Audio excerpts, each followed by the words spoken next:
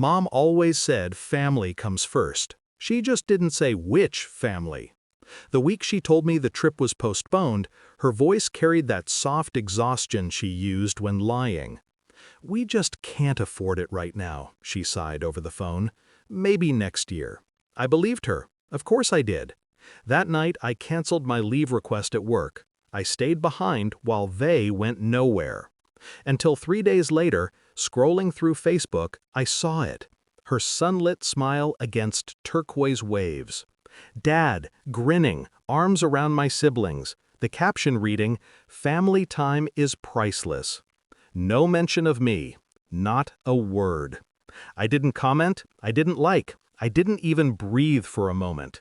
Just stared at the screen, watching the family I'd been told we couldn't afford, laughing under the same sun that used to burn my shoulders as a kid. They returned a week later. I waited for the lie. And she delivered it perfectly. Same soft exhaustion, same performative guilt. It wasn't really a vacation, just a quick getaway. You wouldn't have enjoyed it anyway. That one sentence told me everything. I wasn't always the outsider. As a kid, I was her favorite. My little genius, she'd call me when I brought home certificates, when my science projects won ribbons. My siblings used to roll their eyes, but I didn't care. I believed she meant it. I believed she saw me. Then college came. I left, became independent, started paying my own bills. That's when her tone changed. Pride turned into subtle mockery. "Oh, look at you, the smart one," she'd say, half smiling, half dismissing. It was small at first, then sharper. She started excluding me from decisions. Family dinners moved without notice. Photos without me became normal.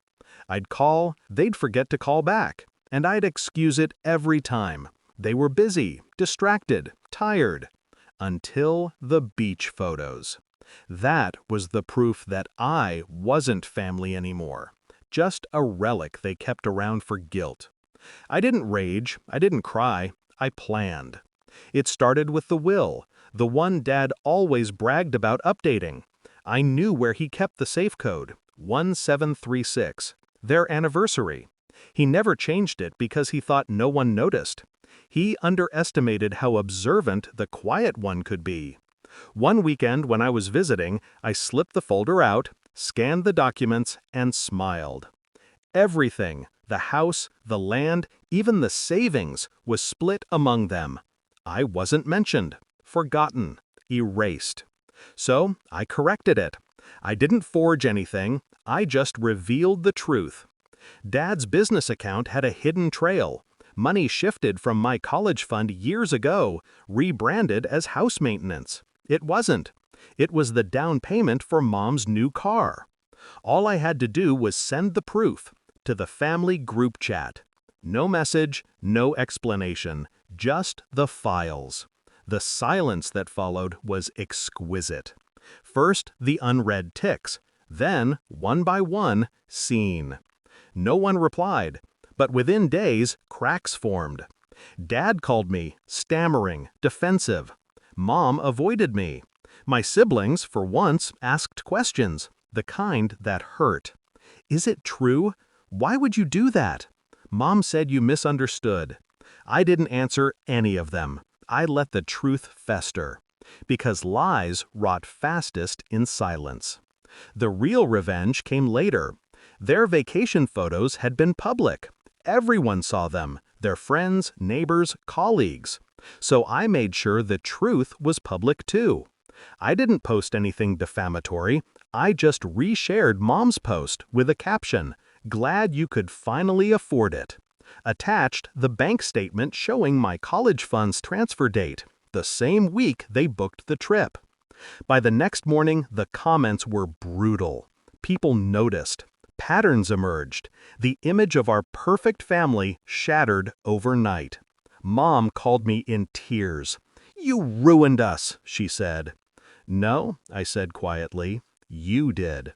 When they came home from their next trip, a trip to repair the mess, the house wasn't the same. Dad barely spoke. My siblings avoided eye contact. Mom tried to smile, but guilt aged her faster than time. I visited once, just to see the ruins. She looked smaller somehow. Was it worth it? She asked. I studied her for a moment. The woman who taught me to lie with a smile, to play the victim when cornered. It had to be done, I said. And for the first time, she didn't argue. It's strange how justice doesn't always feel like victory. Sometimes it's quiet, heavy, but freeing. They still post photos now, careful ones, smiles tighter, captions shorter. No more family time is priceless, just together. They look like strangers holding on to a memory they can't afford to lose. And me? I stopped looking for their love the day I realized they'd sold it. So yes, Mom, the family trip was postponed. Indefinitely.